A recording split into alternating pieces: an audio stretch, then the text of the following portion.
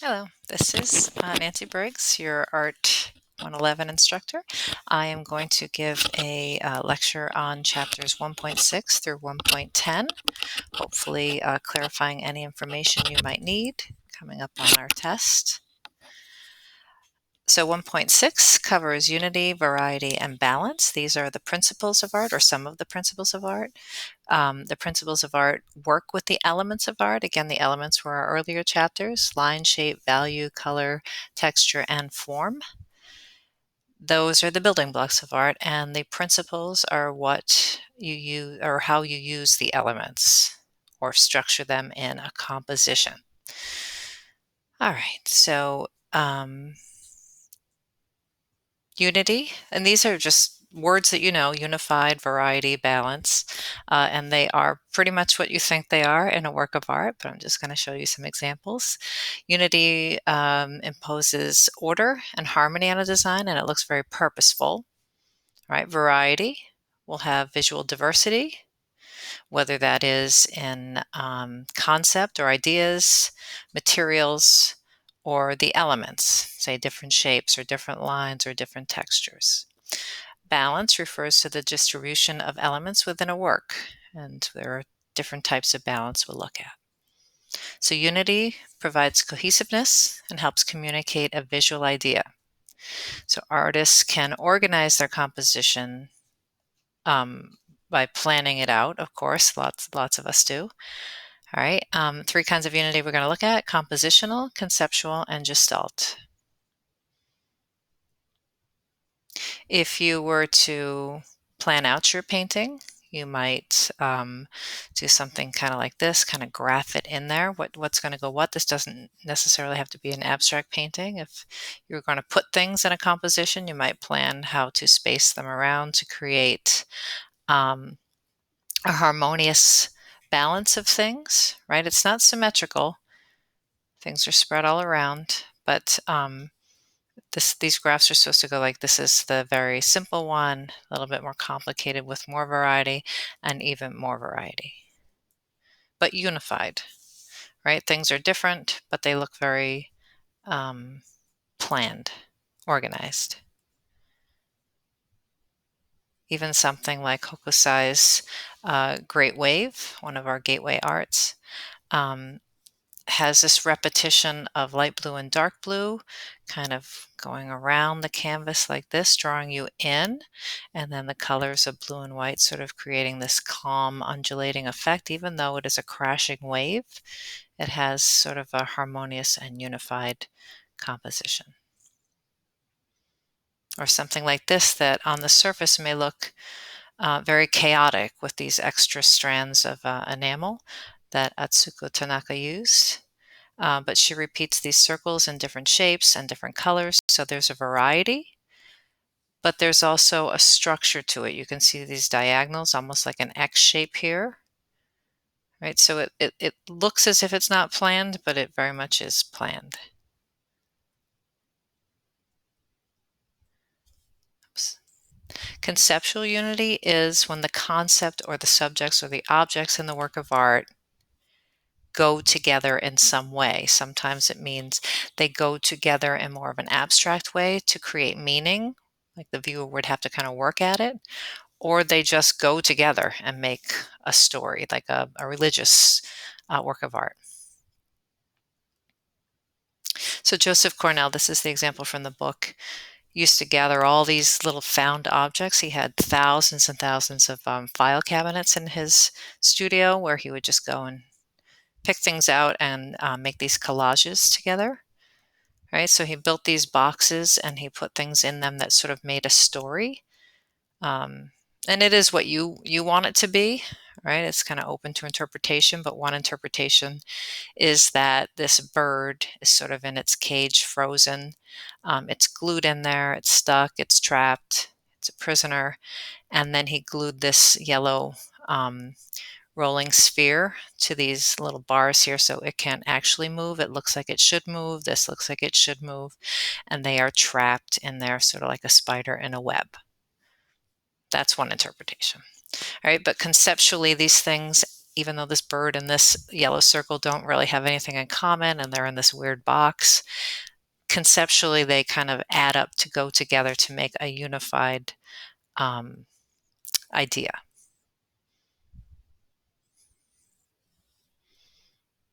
Sorry, my computer's sticking for some reason. Gestalt unity means that the small things add up to one bigger thing, a greater thing.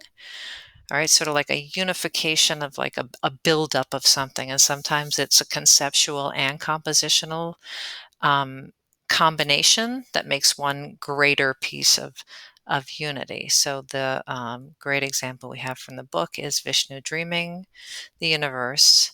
So we have all these repeated small humans lined up in these horizontal bands. So it's very unified and organized in a compositionally unified structure. Right? Conceptually, these figures all go with Vishnu, who is dreaming of the universe. All right, so everything sort of, all the smaller things work together to add one greater meaning.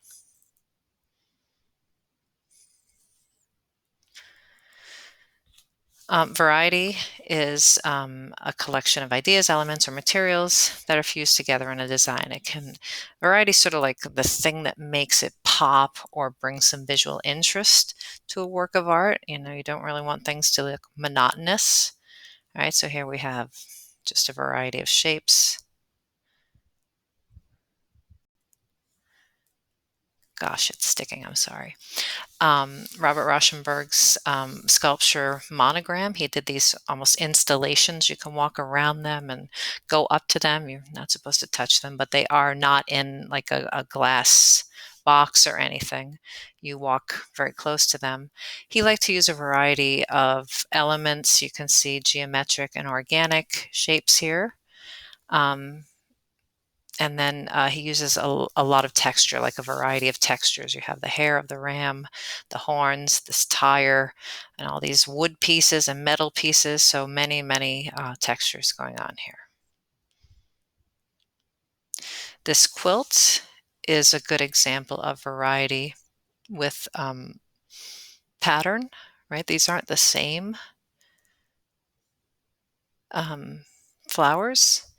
Right, but they're lined up in a structure, so a very organized, compositionally unified structure, but with a variety of things happening within the structure.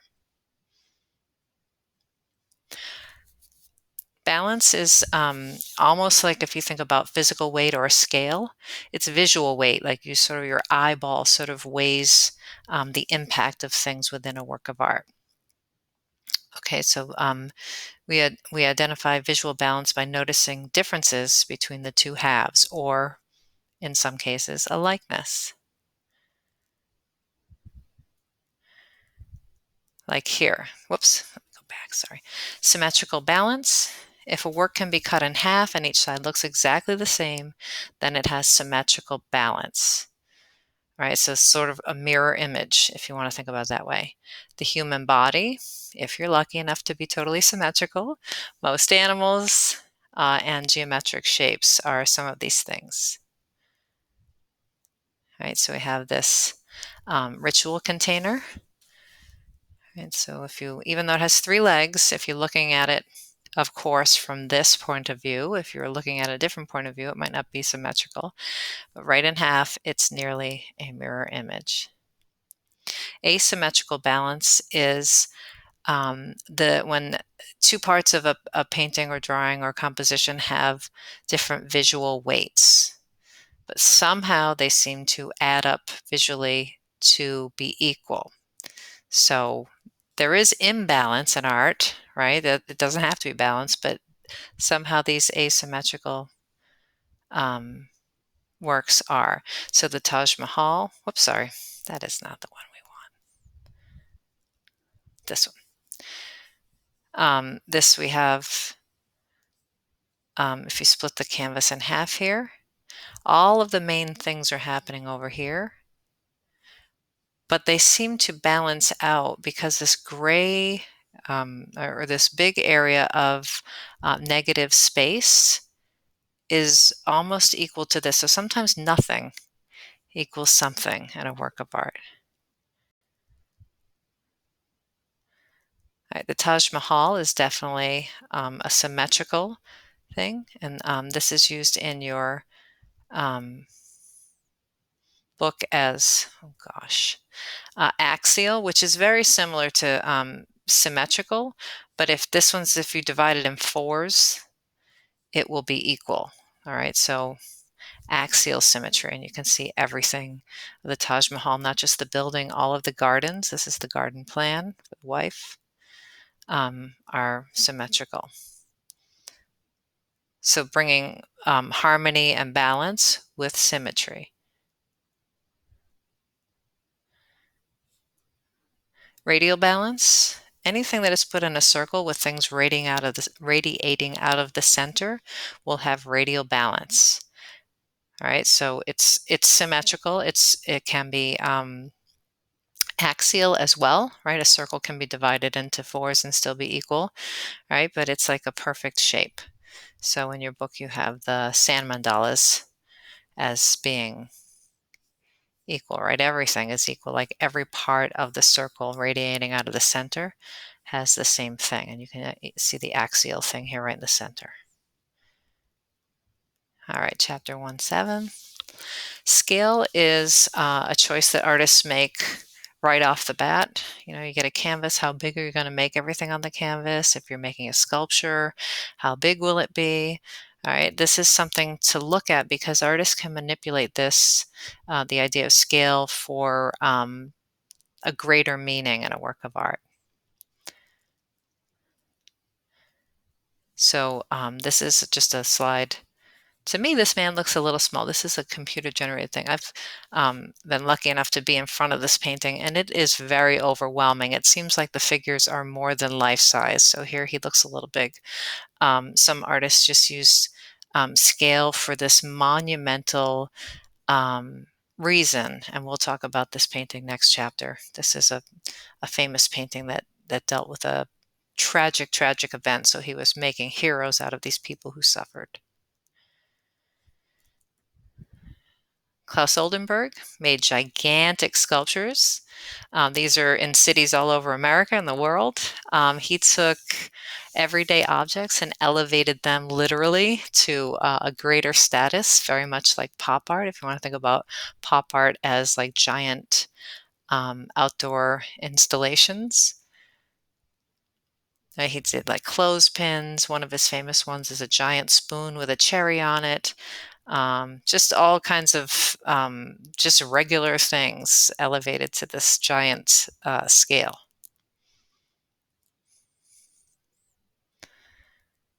And then this is the opposite in your book. You can see this, how I have it on this slide is actually bigger than I think it's 2 inches by 3. It's probably a little bit smaller than this. This is a tiny painting, right? And what that means when you see something so incredibly small that an artist has painted, some artists might do it to show off their skills in painting that small, or they might be making a statement about what the subject is.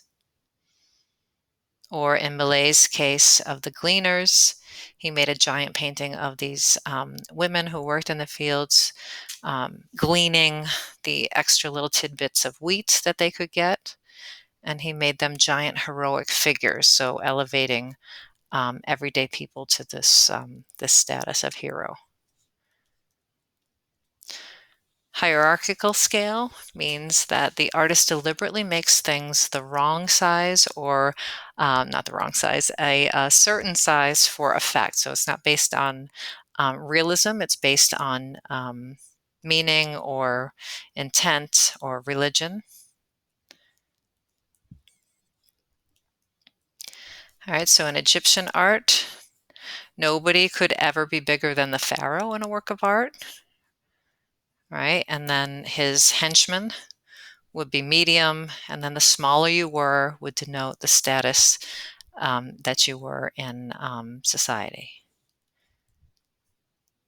And we'll look at this next week, the Palette of Narmer, where he indeed is gigantic compared to some of the people, and what all these symbols mean, right? So The bigger you are in the work, the more powerful you are. Um, this painting is distorted scale. Let me see if I have that here.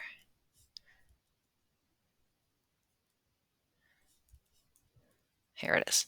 So the surreal effect of having a gigantic sunflower and girls that are, they seem like they're about the same proportion as maybe the hallway, but these doors are gigantic as well. So everything's distorted for this surreal effect, this strange dreamlike effect.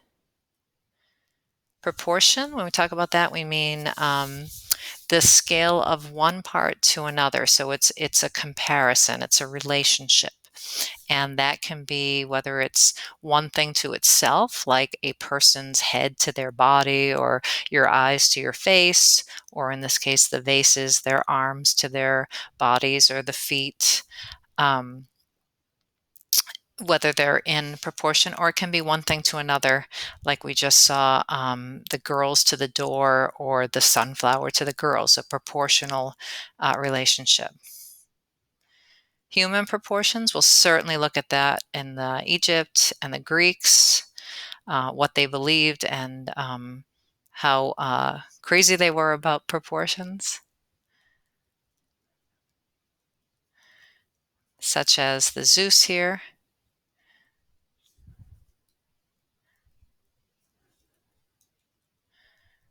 And then the Parthenon as well is all about proportions and the idea of perfection in architecture as well as humans. Let me go back. I think I missed one. There we go.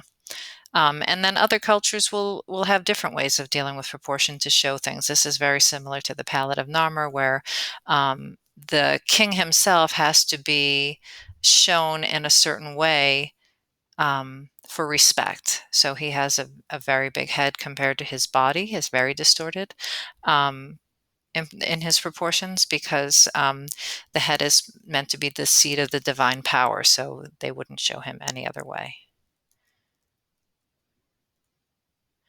All right, and we'll get to the golden section next week. All right, chapter 1.8 talks about focal point and emphasis. Focal point is a tool that artists use to create a specific area in a work of art as some place to go, where they want your eye to be led to for effect, for whatever meaning they are trying to create.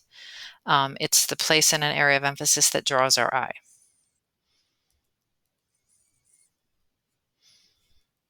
All right, so Dirk Bouts here creates this area of emphasis and focal point because in general humans want to look at the center of things, and if it's the lightest thing or the thing that's glowing in a work of art, we will definitely be led there.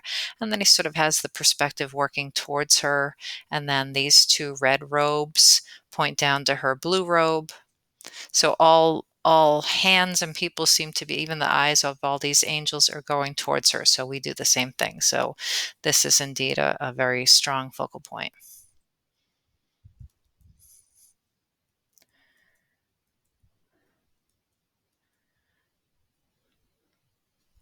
Where is Judith? There she is. Okay. Um, this you can see from the arrows. If you, when you read the book, you probably saw this, that all the arrows, all the arms, his arms and legs, everything leads to the murder scene of Judith murdering Holofernes. And then once you get to the focal point, and this is a trick that artists have to learn, you have to lead the viewer out, back out, right? There's some payoff. Of course, there's a big payoff here. You get to see this murder. And then the blood squirts out so that you sort of move back into the scene to see Judith and her handservant with their expressions on their face. All right, emphasis is another principle, a device that artists use to draw in the viewer, and in some cases, a lack of emphasis. I think this is funny. They put this in the textbook as the beginning of emphasis because this is a paint or a photograph that doesn't really have emphasis. It avoids it on purpose so that everything is just moving horizontally and back, right? It's sort of like going in this diagonal as well, in this sort of calm, monochromatic seascape, right? So this is kind of like sometimes artists avoid emphasis on purpose.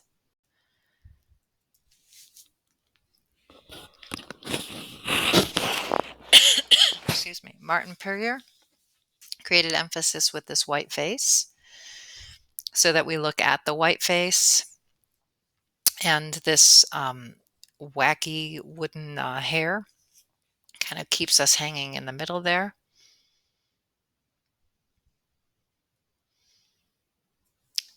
Jacob Lawrence, artist of the Harlem Renaissance, sort of spaces the browns and the blacks equally across, and then he has these dashes of yellows, and the yellows sort of create these different areas of emphasis that keep us moving, right? We're not just, there's just not one payoff, like one little thing to look at.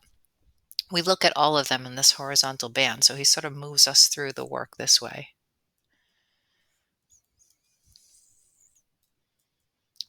Subordination is a visual device which is pretty clever. It does the opposite. It kind of uses emphasis or does something to draw the viewer away from one particular part so that you see it secondary to the emphasis. A little bit like the Judith and Holofernes, where the blood sort of squirts and you go back up and you see Judith's face and that her handmaiden is helping her. It's sort of like this aha moment, like, oh, yeah, that's what's happening. So it's almost like a trick, a visual device. And Bruegel, and I should have probably put a slide where we can see Icarus a little better. You can see him in your book. Oops, there he is right there, where everything seems to be happening in this section, this little triangle on this half of the painting and this diagonal. Red always kind of draws our eye in.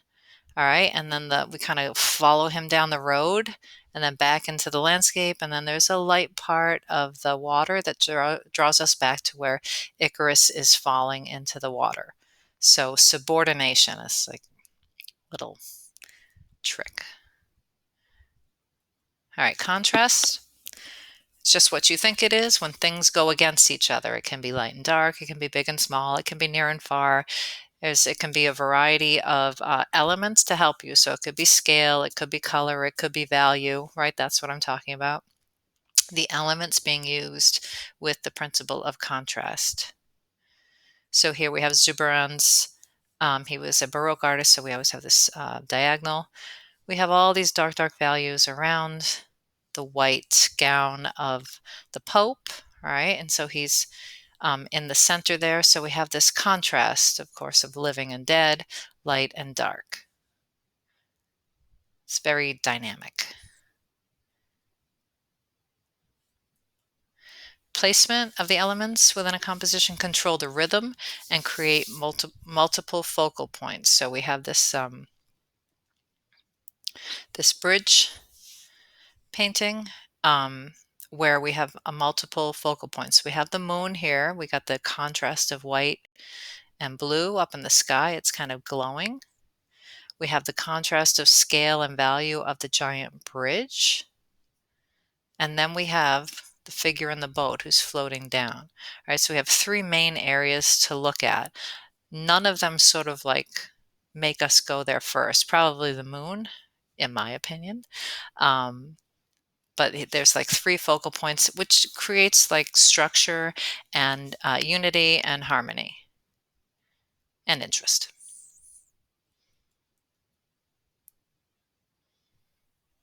All right, this I guess there's no sign in between. This is another idea of contrast and subordination. I might say, like when we get to this next chapter or the next chapter, the history chapter, we'll look at this painting here and we'll say, oh yeah, that's happening. So we'll talk about that then. But as contrast, like we have all this busyness, sort of all this movement versus this static triangle shape of the bartender here. Right, so, and it's also contrast. She's wearing black and all these things are bright all around her.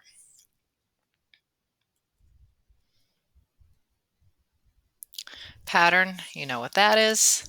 All right, you take a shape or a thing and you repeat it over and over again with the same amount of space around it, and you have created a pattern. Whoops. We're in chapter 1-9. Sorry about that. Susan Valadin, um, Henri Matisse. There's a whole bunch of artists around the late 1800s who absolutely loved using many, many patterns. All right, it creates a decorative effect, it creates visual interest. All right, it can move the person around the work of art, especially if something has a lot of stripes. Matisse often used stripes to sort of like structure his compositions. A motif is not just a pattern, but it's a series of things, like a unit of things. So we have this whole flower thing with little flowers around it, and that is repeated. So that's what a motif is. We see that a lot in pottery, textiles. And then we have a hierarchy here created with these patterns. All right, Chuck Close made these gigantic portraits. This is his self-portrait, um, where from far away they look like photographs. But up as you get closer and closer, you realize it's all these little tiny grids or cells, he called them, that are made up of motifs. And then there's a close-up of them. They're amazing if you ever get to see one. Rhythm, it's just what you think of in music. If you want to think of like when you look at a painting, can you hear a little like music, like the beats that you would follow? All right, so it has to be at least 2 points of reference. I would say the photograph we just looked at of the water, that has a very specific, almost like a classical music rhythm. All right, Bruegel creates rhythm, and sometimes rhythm is harder to think about. This is a tough example. I'll have to say the other one's a little easier, where we have all these things moving. They're almost evenly paced, these giant diagonal lines, like where the hills hit. So it's almost like a dance in a way, right? And then we have all these trees getting smaller and smaller and smaller and smaller, right? So we have this beat, if you want to think about it, 1, 2, 3, 4, and same thing here, 1, 2, 3, 4. So it creates a pattern or a rhythm until we get to the focal point in the background.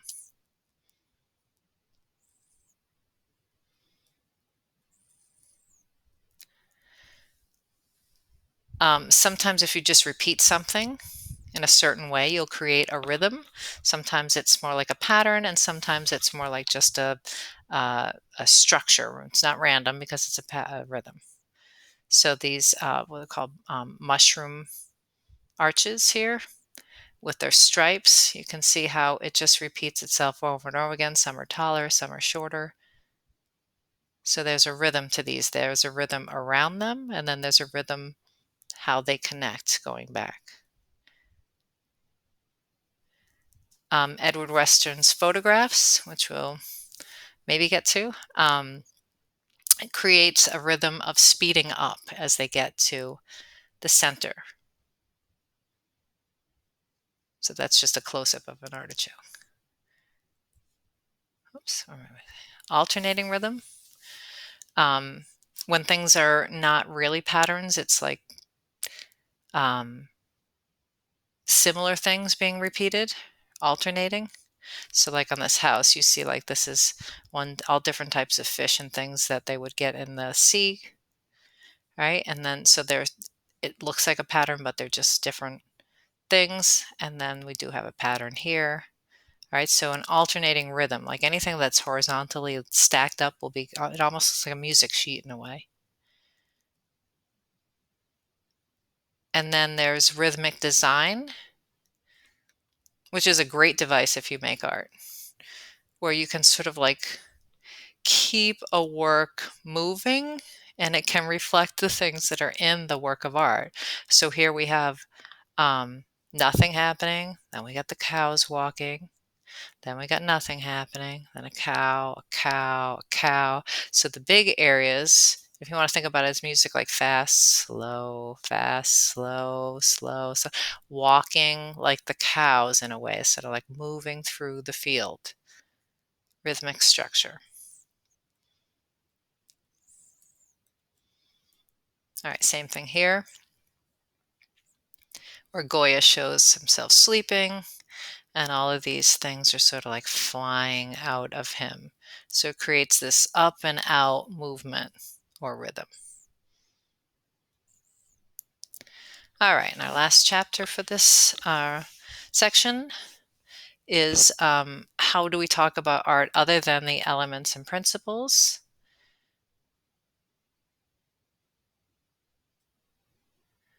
So we have formal, which is what this whole chapter was, all the elements and all the principles, and it's what your paper is going to be this week.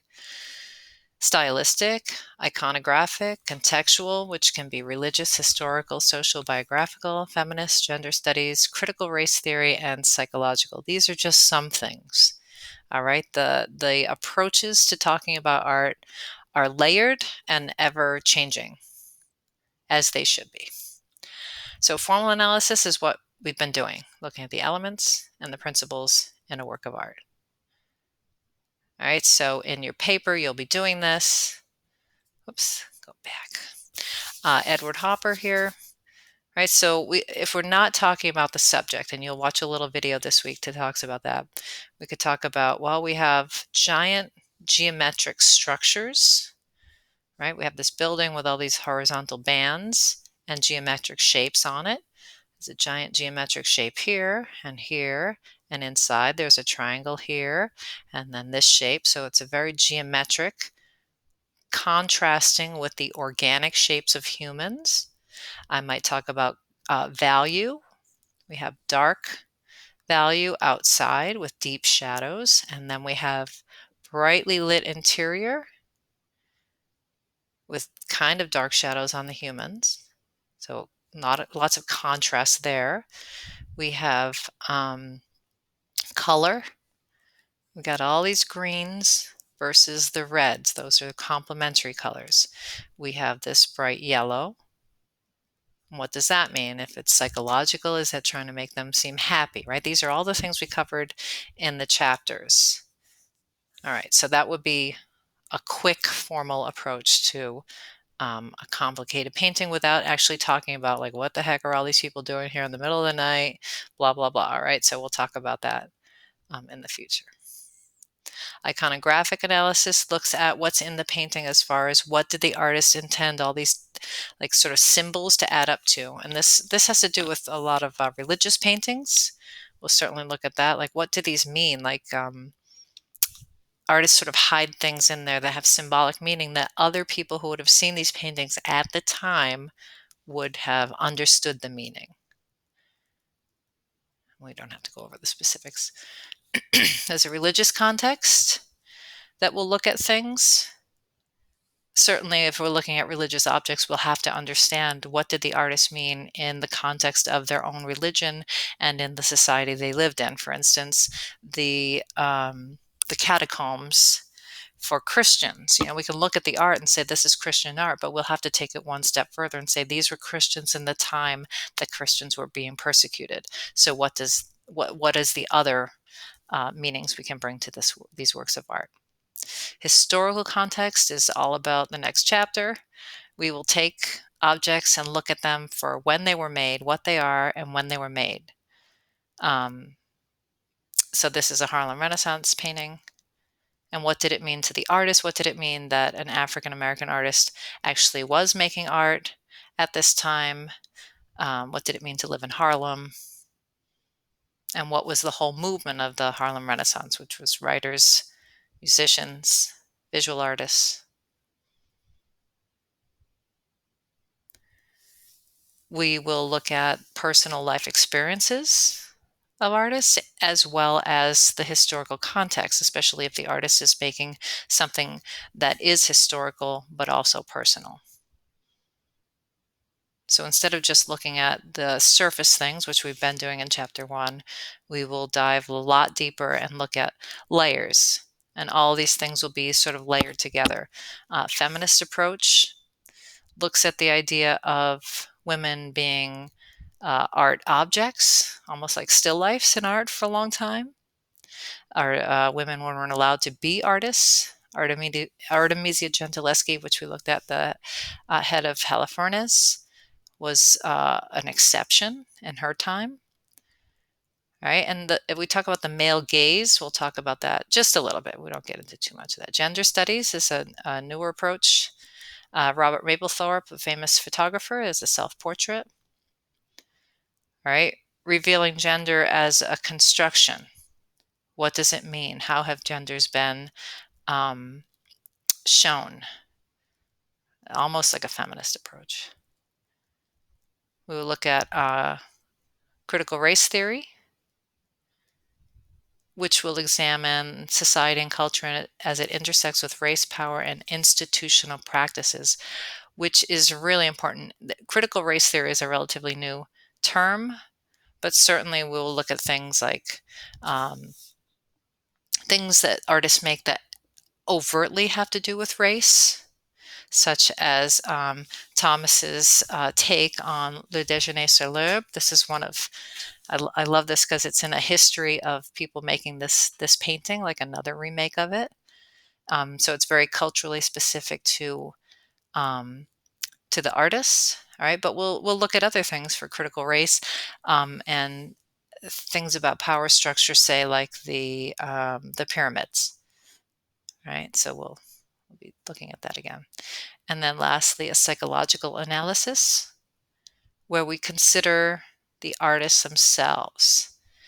A lot of people say art is, some kind of expressive idea of the artists, and we will look at artists who certainly that is apropos to, like Van Gogh being one of them, or Edvard Munch, who painted this painting, The Scream. All right, and lastly, I want you to pay attention to this painting and look at it and think about it and read about it. All right, this is the one I talked about in our intro, or the descriptive painting. There are many meanings that you can bring to a work of art. This one is historic because of the people in it. It is personal because of the artist. It is iconographic because of what the artist is wearing and some of the people. So there's lots of ways. Obviously, we can talk about this as a formal aspect as well. All right, so things don't just stay static. And then, oh, I didn't mention stylistic. I don't know where that was, that slide, but the way an artist does something in a comparison with that will be an important thing next chapter. As like styles develop and artists get to look back and say, that's the way they did it, I'm going to do it this way, and sometimes base their painting on another one. All right, you will have an exam coming up at the end of this week, so hopefully this helps. All right, thank you.